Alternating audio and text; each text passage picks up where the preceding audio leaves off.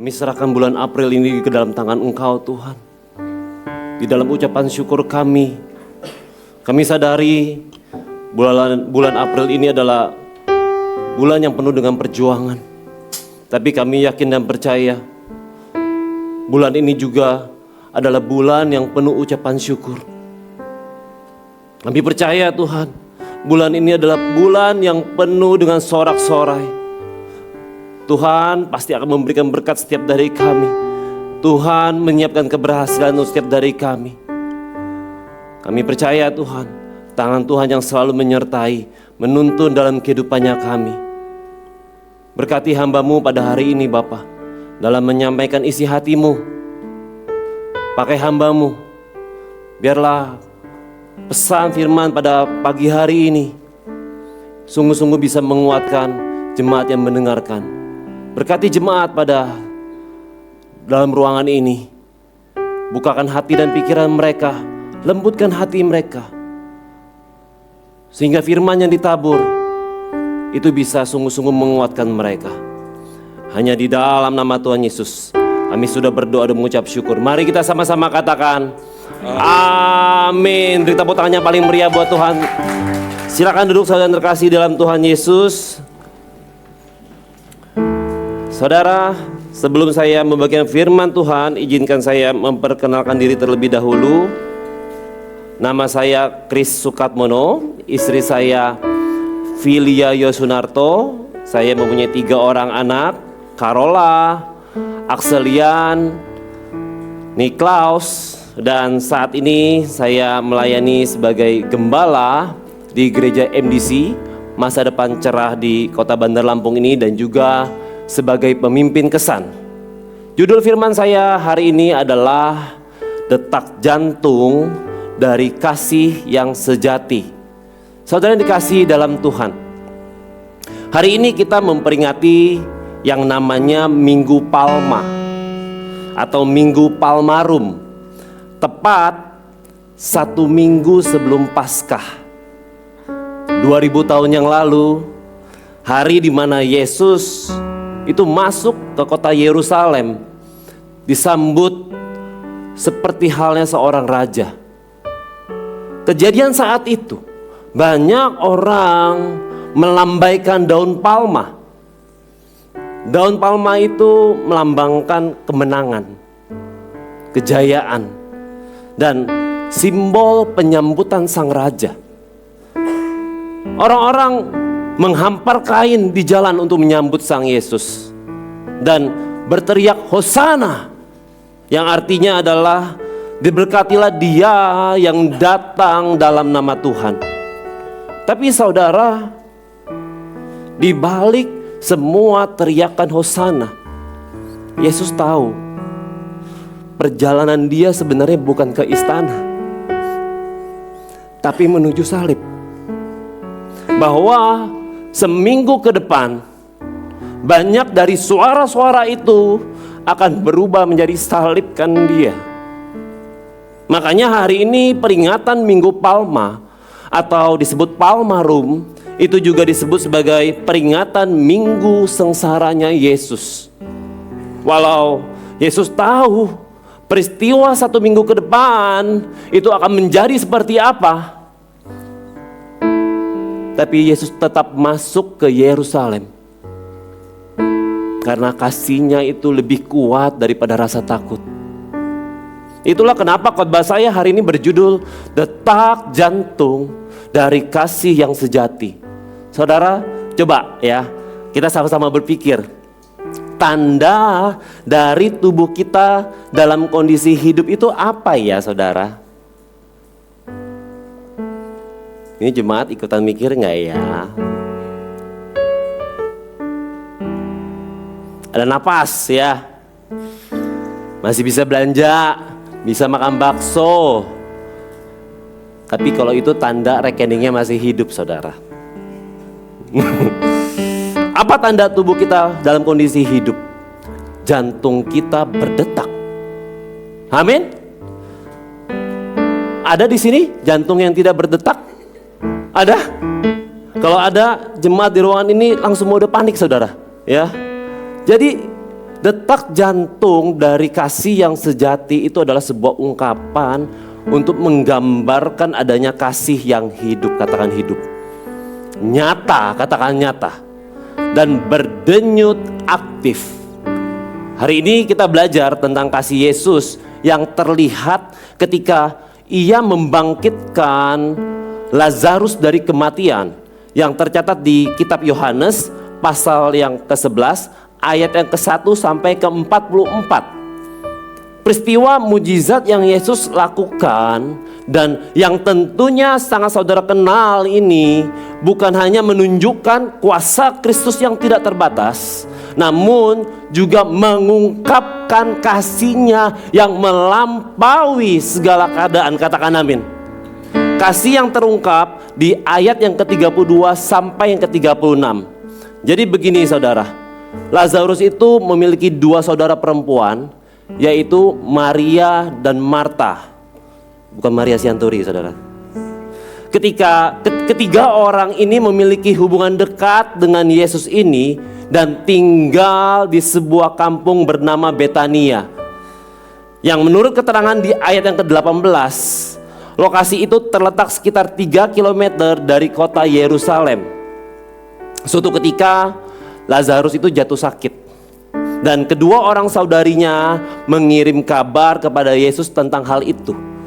Dengan mengacu pada ayat yang ke-21 dan ke-20 dan 32, kita dapat menarik kesimpulan bahwa Maria dan Marta menyampaikan berita tentang sakitnya Lazarus ini adalah karena mereka percaya, karena Yesus sanggup menyembuhkan saudara mereka. Karena itu mereka berharap bahwa Yesus segera datang untuk menolong Lazarus. Namun di ayat yang ke-17 ditulis ketika Yesus dan para muridnya tiba di dekat Betania, Lazarus sudah meninggal dunia dan sudah 4 hari dibaringkan dalam kubur. Memang di masa itu cara orang Yahudi dalam menguburkan orang mati adalah dengan membaringkan jenazah dari orang yang meninggal dunia ke dalam sebuah gua, lalu menutup pintu gua dengan sebuah batu. Ketika Marta mendengar Yesus telah datang, maka ia segera pergi mendapatkan Yesus. Sesudah ngobrol sebentar dengan Yesus, lalu Marta pulang ke rumahnya dan memanggil saudaranya Maria. Mendengar tentang kedatangan Yesus, Maria segera bangkit dan menemui Yesus. Orang-orang Yahudi yang berada di rumah Maria saat itu lagi kumpul untuk menghibur kedua saudara Lazarus tadi, ikut berjalan bersama dengan Maria. Sekarang saya bantu bacakan saudara di kitab Yohanes pasal yang ke-11 ayat yang ke-32 sampai yang ke-36. Setibanya Maria di tempat Yesus berada dan melihat dia, Yesus, sujudlah ia di depan kakinya dan berkata kepadanya, "Tuhan, sekiranya engkau ada di sini, saudaraku pasti tidak mati." Ketika Yesus melihat Maria menangis, dan begitu juga orang-orang Yahudi yang datang bersama dia, kesalah hati Yesus. Yesus terguncang dan berkata, "Di manakah kamu baringkan dia?" Jawab mereka, "Tuhan, marilah dan lihatlah." Lalu menangislah Yesus. Dan orang-orang Yahudi, "Lihatlah, ia sungguh mengasihi dia." Yesus sungguh mengasihi dia. Siapa dia ini maksud? Sungguh mengasihi Maria. Ayat yang ke-35 yang baru saja saya bacakan buat saudara merupakan ayat yang terpendek dari seluruh isi di dalam Alkitab. Ayat yang berbunyi, "Lalu menangislah Yesus." Suatu kalimat yang sangat menarik dan sangat penting, karena di dalam kalimat tersebut terungkap tentang pribadi Yesus yang sesungguhnya. Perlu diketahui saudara, bahwa di dalam Alkitab ada 3 kali tercatat Yesus menangis. Masing-masing terjadi pada peristiwa yang berbeda dan alasan yang berbeda-beda. Namun semuanya itu terjadi di hari-hari menjelang Yesus akan mengorbankan dirinya di kayu salib. Di Lukas pasal yang ke-19 ayat yang ke-41, Yesus menangisi Yerusalem sebelum ia membersihkan bait Allah dari para pedagang. Di Ibrani pasal yang ke-5 ayat yang ke-7 sampai ke-9, Yesus menangis ketika Yesus berdoa di Taman Getsemani. Di Yohanes pasal yang ke-11 ayat yang ke-35, Yesus menangis sebelum Yesus membangkitkan Lazarus dari kematian. Pertanyaannya, mengapa Yesus menangis seperti yang tercatat di dalam kitab Yohanes pasal yang ke-11 ayat yang ke-35? Ada 3 poin. Yang pertama, Yesus menangis yang pasti bukan karena ia berputus asa. Di Yohanes pasal yang ke-11 ayat 32 dikatakan begini, setibanya Maria di tempat Yesus berada dan melihat dia, sujudlah ia di depan kakinya dan berkata kepadanya, Tuhan, sekiranya engkau ada di sini, saudaraku pasti tidak mati. Ada perbedaan antara tangisan Maria dan orang-orang Yahudi yang menyertai Maria dengan tangisan Yesus. Maria menangis memang karena merasa sedih karena saudaranya yang bernama Lazarus meninggal. Sehingga bagi Maria tidak ada lagi harapan untuk bisa melihat Lazarus mengalami kesembuhan. Maria menangis karena merasa kehilangan pengharapan bagi dirinya untuk bertemu kembali dengan Lazarus di dunia ini dalam keadaan hidup. Hal tersebut seringkali kita lihat dalam ibadah penghiburan. Khususnya kalau saya perhatikan, kalau saya sudah mimpin kedukaan, berkali-kali momen di mana penutupan peti jenazah, di situ seringkali keluarga yang berduka menangis lebih kencang. Karena secara sadar dengan ditutupnya peti jenazah tersebut, mereka tidak akan dapat lagi melihat wajah dari orang yang mereka sayangi. Sebagai jalan keluar dari keadaan ini, makanya di zaman sekarang ada beberapa tutup peti jenazah dirancang sedemikian rupa sehingga dapat dibuka sebagian. Dengan demikian diharapkan perasaan sedih dari keluarga itu bisa sedikit berkurang. Namun perlu dipahami, jika di Yohanes pasal yang ke-11 ayat yang ke-35 ini tertulis, lalu menangislah Yesus, itu bukan karena Yesus berputus asa. Bukan sebuah keputusasaan, karena Lazarus telah meninggal dunia. Karena di ayat yang ke-23, Yesus mengetahui bahwa sebentar lagi Lazarus akan dibangkitkan dari kematian. Karena dia sendiri yang akan melakukan mujizat kebangkitan itu. Coba saudara bayangkan ya. Ceritanya saudara sedang nonton film sedih, oke? Tapi saudara sebenarnya sudah nonton ending film itu adalah happy ending, oke? Terkadang kalau kita nonton film itu terkadang jadinya sulit sedih loh. Bisa kebayang nggak? Soalnya saya ragu nih bisa ngebayangin atau enggak. Muka tatapannya itu kayak tatapan kosong. Apalagi ada beberapa orang mulutnya buka gini ya. Saya mau kasih tahu aja saudara, udah 5 lalat masuk ke dalam mulut saudara. Yang baru pertama kali nonton film sedih itu, di momen sesi sedihnya, saya percaya kemungkinan besar mereka lagi pada nangis. Tapi kita yang sudah nonton film itu dan kita tahu endingnya adalah happy ending, belum tentu bisa menangis. Nah, kondisi itu yang sebenarnya Yesus sedang alamin. Nah, bisa aja sih dia baikin Maria, tapi tanpa tetesan air mata. Kayak superhero gitu datang dengan gaya yang cool dan sekedar bilang, udah Maria, semua akan baik-baik saja. All will be fine. Karena Yesus sudah tahu endingnya, dia akan kasih mujizat kepada Maria. Tapi masalahnya, Yesus menangis. Kenapa? Yesus menangis karena dia mempunyai hati. Yesus itu bukan sekedar punya kuasa. Yesus itu juga punya hati. Kalau di poin yang pertama ini saya mau katakan begini. Walau sampai hari ini kita belum mengerti rancangannya Tuhan, minimal hari ini kita belajar percaya sama hatinya Tuhan. Amin. Saat kita bersedih, saya mau kasih bayangan begini saudara. Tuhan itu bukan sekedar Tuhan yang sekedar nunggu di pojokan ya, tanpa perasaan, seakan-akan menunggu kita sampai ngerti dulu rencana kasihnya Tuhan ke kita itu seperti apa. Bukan. Dan setelah kita ngalamin rencana kasihnya Tuhan, Yesus bilang, kan, gue bilang apa? Kan, coba sama-sama katakan, kan,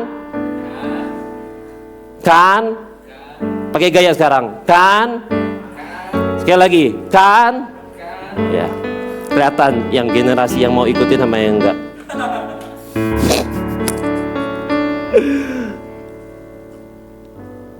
Yesus nggak gitu saudara. Yesus memang sengaja untuk datang terlambat, ya, supaya Lazarus mati daripada sekedar sakit. Tentunya keadaan ini mencerminkan lebih sedih melihat orang yang dikasihi sakit lalu meninggal daripada sakit lalu disembuhkan. Jadi tangisan kesedihan Maria saat itu adalah kesedihan yang terdalam dari yang terdalam. Tapi di kondisi itu Yesus hadir dalam kesedihannya Maria, bahkan ekspresi kasihnya Yesus adalah menangis. Apa kesedihan saudara yang bahkan yang sangat mendalam hari-hari ini?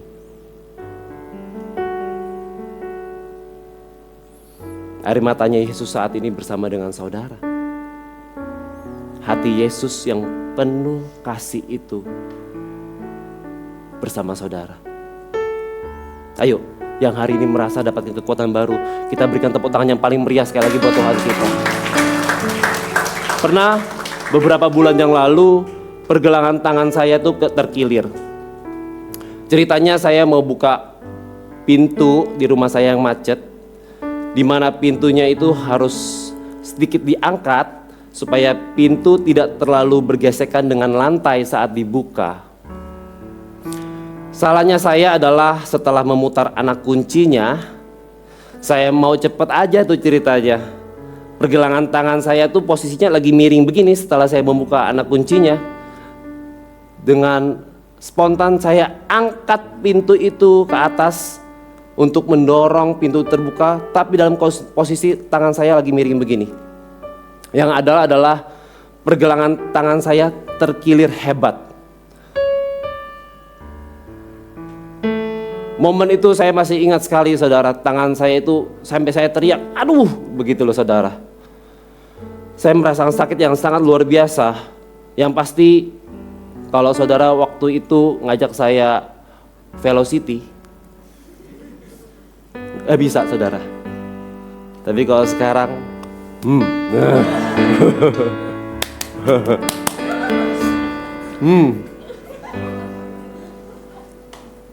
bisa saudara.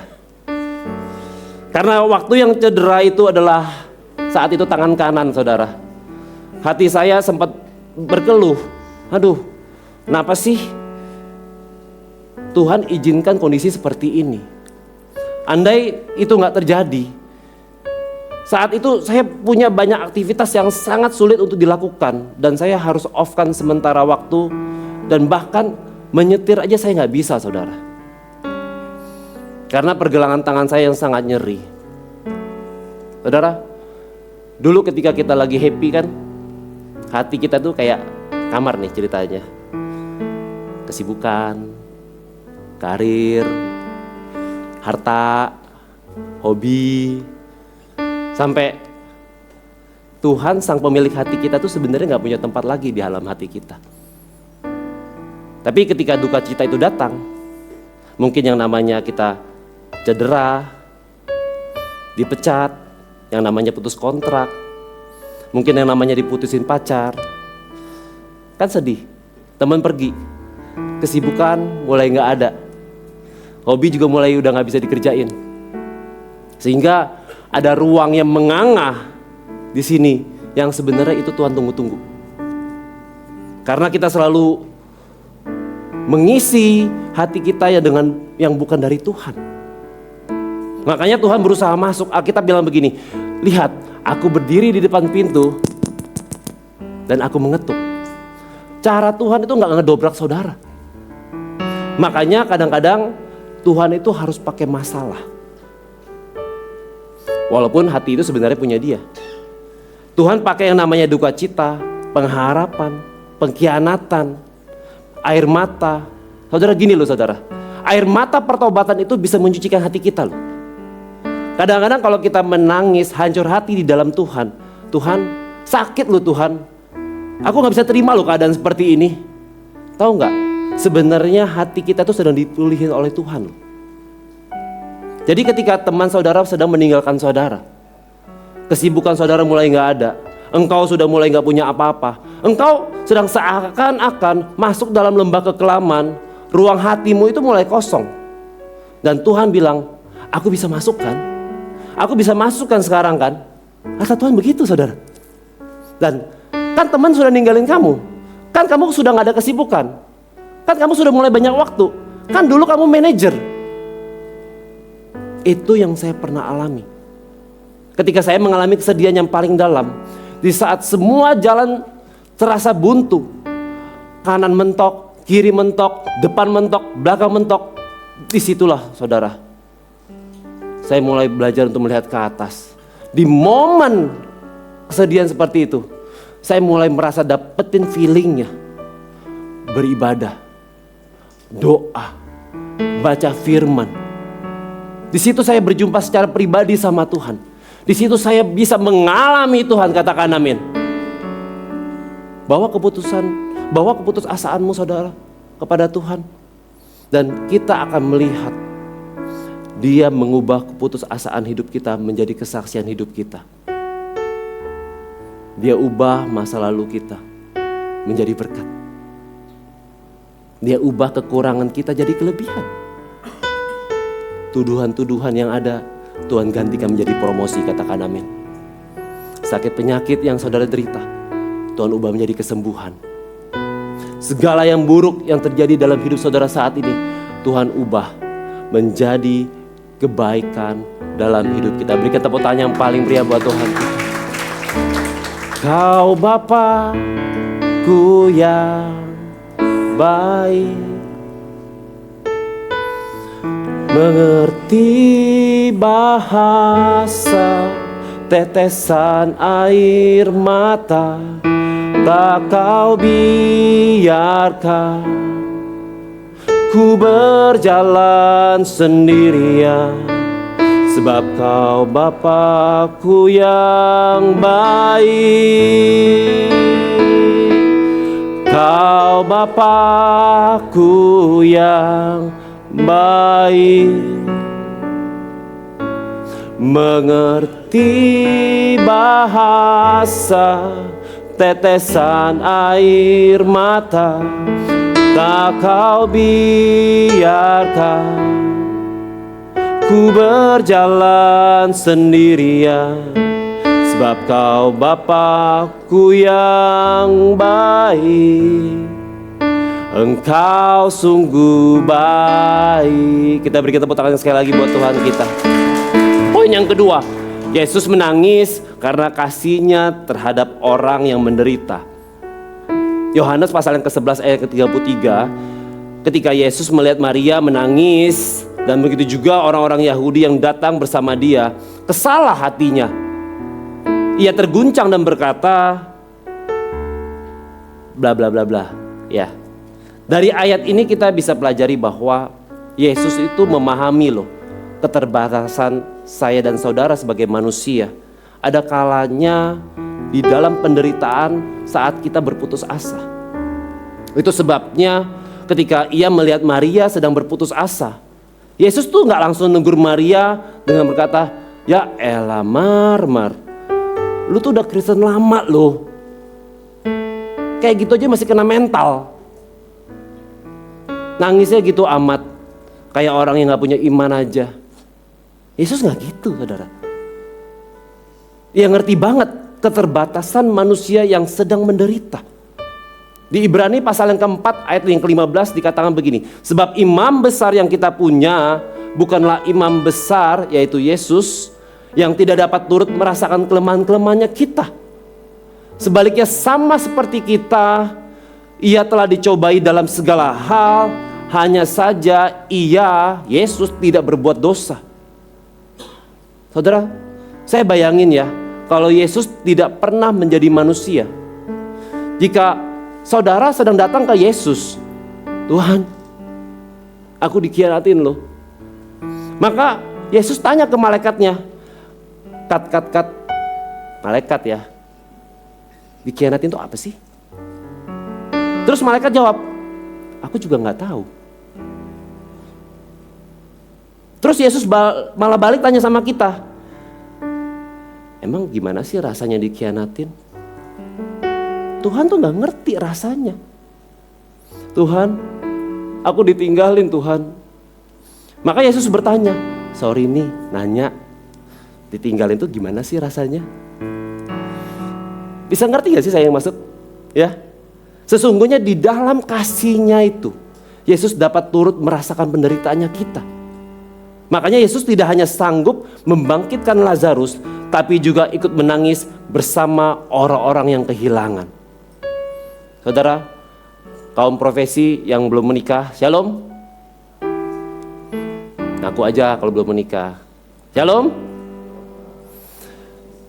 Kalau kamu putus sama cowokmu hari ini, ayo please jangan pakai gaya mohon-mohon. Please, aku kurang apa? Aku cinta banget loh sama kamu. Tolong dong, kasih aku kesempatan sekali lagi. Give me one more time. Pesan saya terhadap anak muda yang seperti itu, bertobat saudara.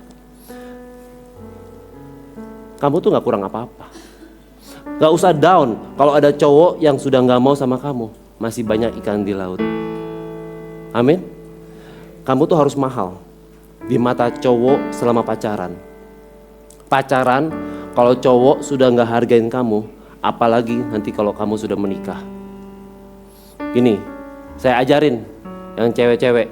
Kalau ada yang cowok berani bilang kita putus, gini jawabnya. Oke. Kalau cowoknya itu kan jadi bingung kan? Kok oke? Kamu bilang. Terus mau apa? Si cowok nanya, kamu gak nyesel? Kamu bales, kamu yang nyesel. Ingat ya, di momen ini jangan nangis. Jangan nangis. Saudara segera balik badan. Balik badan, masuk mobil, naik motor, nangis di situ baru saudara. Itu maksud saya saudara, ya. Biar cowoknya tuh mikir ulang, ya. Kalau dia merevisi keputusannya, biasanya cowok itu akan lebih hargain kamu. Ini ilmu mahal, tapi nggak ada tepuk tangan nggak apa-apa juga sih. Ya. Apakah boleh orang Kristen melaksanakan kegiatan cengbeng? Orang Tionghoa ini banyak yang melakukannya baru-baru ini. Cengbeng adalah kebiasaan orang Tionghoa mengunjungi kuburan tua-tua keluarganya yang sudah meninggal. Apakah boleh melakukan cengbeng? Cengbeng itu boleh dilaksanakan kalau sekedar membersihkan makam ya. Fellowship dengan sepupu, keluarga besar, sehingga itu ada momen berkumpul dan makan bersama. Tapi jangan jadikan kegiatan cengbeng itu adalah tempat untuk mendoakan leluhur. Bahkan kita minta doa rezeki sama leluhur kita. Kung, aku mau ujian nih Kung. Kasih aku nilai yang besar Kung. Jangan minta keuntungan, minta umur panjang. Bahkan kita mempersembahkan uang kertas. Katanya supaya uang kertas itu bisa dipakai mereka yang sudah meninggal dunia di dunia selanjutnya. Itu sesuatu yang tidak kita percaya sebagai orang Kristen. Itu yang tidak perlu dilakukan sebagai orang Kristen. Jadi kalau orang tua saudara ngajak saudara temani mereka untuk cengbeng, ayo temenin aja. Asal tahu rambu-rambunya. Yesus pun belajar ngerti cara ngendel orang, bahkan saat orang kehilangan sosok yang disayanginya. Orang tua ya saudara, biasanya yang saya alami itu sulit untuk melepaskan budaya. Ya nggak apa-apa, ingat kita jangan jadi guru di depan mereka. Pak, Ma, aku mau ngomong. Tahu nggak di Kristen itu dilarang loh, dosa loh. Jangan frontal gitu saudara. Ditemenin aja. Dan kita kasih tahu. Tapi maaf ya Pak, Ma, aku ikut. Tapi aku nggak lakuin ya kalau yang ini. Tapi aku nggak lakuin ya yang itu ya. Dengan cara yang baik. Minimal kehadiran kita ini saudara, yang tenaganya masih kuat-kuat di sini. Minimal kehadiran kita tuh bantuin banyak barang orang tuanya kita. Ya. Saya nggak tahu sih kalau orang tua di sini, kalau mama saya itu tipenya itu rempongan saudara ya. Misalnya kalau lagi mau berangkat ke Jakarta, jalan darat gitu ke Jakarta, isi bagasi mobil itu kayak mau jualan ke pasar induk. Ya. Satu box isinya ikan mentah, satu box isi ayam kampung. Dia pikir di Jakarta nggak ada ayam kampung saudara. Ya, ada sayuran dan luar biasa lagi bawa pisang saudara. Ya, papa mama saya sampai sekarang belum ke gereja. Tapi dia sekarang juga nggak anti kalau ke gereja. Minimal tiap Natalan gereja kita dia datang saudara. Saya percaya kenapa hatinya itu mulai terbuka dengan yang namanya Injil. Kayak karena kita sebagai anak-anak berusaha untuk ngertiin dia. Sehingga mereka merasa disayang. Amin. Shalom ibu-ibu. Shalom ibu-ibu. Dalam berkomunikasi, terutama komunikasi suami istri, seringkali maksud yang disampaikan itu sudah bagus. Cuma yang seringkali jadi masalah adalah bumbu, katakan bumbu. Atau kata-kata di akhirnya itu. Nih, papi lupa loh, kunci mobil papi ada di mana ya? Itu ada di atas lemari. Aduh, mata kamu taruh di mana sih? Sebenarnya jawaban kunci mobil ada di atas lemari itu sudah tepat, sudah betul. Nah, cuma tambahan bumbunya itu saudara. Makanya mata itu dipakai. Nah, nggak mungkin saudara setelah orang ngedenger, makanya mata itu dipakai, orang merasa termotivasi, merasa dikasihi, merasa dihargai. Wah, makasih ya Mia, kata-kata kamu sungguh menguatkan. Wah, makasih ya, kata-katamu begitu indah. Gak mungkin orang akan mikirnya begitu saudara, ya kan? Ya ampun, kata-katanya jelek-jelek banget. Betul bapak-bapak. Misalnya si suami yang dengar kata-kata tadi akhirnya memilih untuk tidak marah. Dari gini aja sama dia. Dia mengontrol amarahnya. Tiba-tiba istrinya bilang, tumben nggak balas omongan. Tumben. Nah, kata tumben itu tidak mungkin membuat suami semakin mengontrol. Yang adalah kapok untuk mengontrol. Betul bapak-bapak. Makanya nggak heran, tiba-tiba dalam rumah itu ada suara kayak air mendidih di ubun-ubun suami. Seperti ada tenaga negatif suami yang mau keluar, saudara. Mulailah di situ. Ada piring terbang, mangkok terbang. Jangan kaget, saudara. Lemari terbang, mobil terbang, rumah terbang. Jangan kaget, tiba-tiba ada tenaga yang keluar seperti begitu dahsyatnya, saudara. Tiba-tiba dari sebuah ribut-ribut gak karuan tuh, tiba-tiba terucap, pokoknya kita cerai. Saudara bayangin saudara, Dari awal kata-kata mata kamu di mana? Lalu berlanjut kata-kata tumben lu gak bales. Sampai di ujungnya kata cerai. Darah Yesus, saudara. Shalom bapak-bapak. Ada bapak-bapak yang ngeluh begini. Istri saya ini marah-marah terus. Pergi mancing dimarahin. Pergi nongkrong sama teman-teman dimarahin. Dimarah-marahin terus, diomelin terus, mau ngapain aja salah, dimarahin terus. Saya mau bilang itu karena diri saudara sendiri. Karena kadang ada suaminya yang memang ngeselin. Betul ibu-ibu? Saya selalu ingatkan begini ya, ini kunci buat bapak-bapak. Ini ibu-ibu jangan dengar ya. Ibu-ibu tuh sebenarnya nggak akan marah selama transferannya lancar. Kalau transferannya lancar, ya Pak ya, Bapak mau mancing, mulai dari mancing ikan sampai mancing keributan.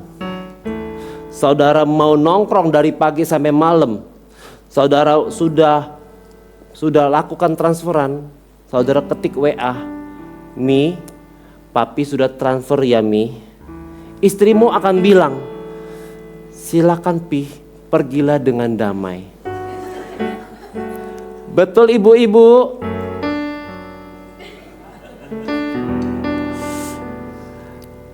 Semisal kita kerja di satu perusahaan, kita nggak nyaman sama rekan kerja kita. Orang yang bikin kita nggak nyaman itu ternyata orang itu akan dipakai Tuhan terus untuk ganggu saudara sampai kita nyaman sama dia. Seriusan, mulai mikir nih, wah repot juga ya ikut Tuhan. Ya memang begitu. Orang yang nyebelin ada dalam kehidupannya kita, itu malah dibuat awet loh dalam kehidupannya kita. Dia sering ngomong gini kan, nanti kalau udah mati, kalau gue udah mati nyesel lu ya. Gue udah tua, tahu-tahu umurnya 102 tahun saudara. Dianya bisa gak berubah-ubah loh, malahan makin parah saudara. Coba ngomong, parah gitu. Ya, ini bener. Tujuannya ternyata supaya saudara bisa berubah untuk terima dia. Ya kalau di dalam rumah tangga, kadang ada ngomong begini, aku sudah gak nyaman loh sama laki aku. Yang istri bales, aku juga gak nyaman loh, aku sudah gak nyaman loh sama bini aku. Jangan ngomong gitu. Saya kasih tahu ya, malah makin jadi. Serius. Bisa jadi pasangan kita malah semakin sering bikin masalah. Sampai Tuhan bentuk kita sedemikian rupa sehingga kita bisa menerima dia. Awal nikah, saya dan istri saya begitu saudara. Tahun pertama, saya lihat istri saya, nyebelin. Mungkin dia lihat saya, nyebelin. Tapi setelah Tuhan bentuk saya dan istri saya, kita bisa berubah dan kita bisa saling menerima. Kita kasih tepuk tangan dulu buat Tuhan kita. Poin yang ketiga, Yesus menangis karena kasihnya tergerak oleh harapan orang-orang percaya. Yohanes pasal yang ke-11 ayat 34, di manakah kamu baringkan dia? Jawab mereka, Tuhan, marilah dan lihatlah. Saudara, di ayat yang ke-34 ini adalah ayat persis sesudahnya, yaitu ayat yang ke-35, di mana lalu Yesus menangis. Saya bisa undang tim PW bisa maju ke depan. Yesus menangis itu bukan sekedar kematian Lazarus, tapi tergerak oleh harapan orang percaya kepadanya, seperti Maria dan Marta dan seluruh orang Yahudi yang berharap kepadanya. Lalu dia lakukan mujizat sengaja di depan banyak orang, bukan untuk show off mujizatnya dia, bukan. Tapi pembuktian bahwa Yesus itu mengasihi bukan sekedar Lazarus, Maria, dan Marta. Bukan sekedar ketiga orang itu. Supaya banyak orang yang melihatnya menjadi percaya kepada Yesus, katakan amin. Yesus ingin loh semua orang percaya kepadanya dan diselamatkan. Minggu depan saudara, gereja kita akan mengadakan Alpha. Alpha itu sederhananya adalah program memenangkan jiwa. Saya ada pesan buat kita semua yang hadir pada pagi hari ini. Kapan terakhir saudara berhadapan dengan orang yang tidak percaya atau orang yang suam-suam kuku tentang Yesus? Dan saudara memberitakan Yesus kepada mereka. Kapan terakhir momen itu? Kadangkala kita terjebak di dalam rumah kita sendiri. Kita sibuk dengan hal-hal yang rutin. Pertemuan gereja kita, jadwal pelayanan. Bukannya semua itu salah. Semua itu penting dan bermanfaat, dan saya percaya itu semua adalah kehendak Tuhan. Tapi ada satu hal yang paling diabaikan, yaitu amanat agung. Kita harus ambil amanat agung itu dengan serius saudara. Ini bukan tentang pertemuan gereja, tapi saya mau bicara tentang isi hatinya Tuhan. Yesus turun ke dunia ini untuk menyelamatkan orang berdosa. Dengan cara yang sama, gereja yang ada di dalam dunia ini juga untuk orang-orang yang berdosa, katakan amin. Tidak mungkin ada gereja yang tidak punya amanat agung dalam misinya. Tapi sangat mungkin sebuah gereja dimanapun bisa mengabaikan amanat agung. Tantangannya, mau gak sih saudara meluangkan waktu secara serius setiap minggunya untuk usahanya kita memenangkan jiwa? Waktu saya cerita seperti ini, pasti ada perlawanan dalam hatinya kita. Apa sih? Merepotkan banget, kerjaan yang bokang tahu. Daging kita tuh kayak melawan saudara. Dan iblis itu bekerja seumur hidupnya untuk menciptakan dalih-dalih di dalam benak orang percaya supaya kita malas untuk memberitakan Injil. Dan kalau semisalnya saudara sedang memancing ikan, saudara gak cukup untuk membeli alat pancing saja. Yang saudara perlu lakukan adalah saudara harus pergi, katakan pergi. Di mana engkau membaringkan Lazarus? Saudara harus pergi ke tempat di mana ikan-ikan itu berada. Bawa undangan. Antar undangan ke jiwa tersebut untuk bisa mengenal Yesus. Yesus itu gak duduk di atas surga sambil memvonis kita. Oh Chris, masuk ini masuk neraka, yang ini masuk surga. Gak gitu konsepnya. Dalam memenangkan jiwa, Yesus turun ke dunia dan berinisiatif. Jadi kalau kita mau memenangkan jiwa, kita harus pergi. Bukan menunggu di rumah supaya ikan laut itu datang.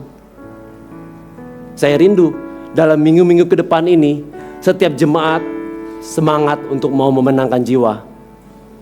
Amin. Lakukan dengan serius, seperti kita serius dalam bekerja dan mencari uang. Seperti jantung yang masih berdetak, yang berfungsi menggerakkan darah ke seluruh tubuh kita. Saya percaya kasih yang sesungguhnya itu seharusnya mengalir ke tindakan-tindakan nyata. Mendoakan jiwa-jiwa, mengundang untuk mengenal Yesus, menemani mereka, mengasihi mereka. Itulah detak jantung dari kasih yang sejati.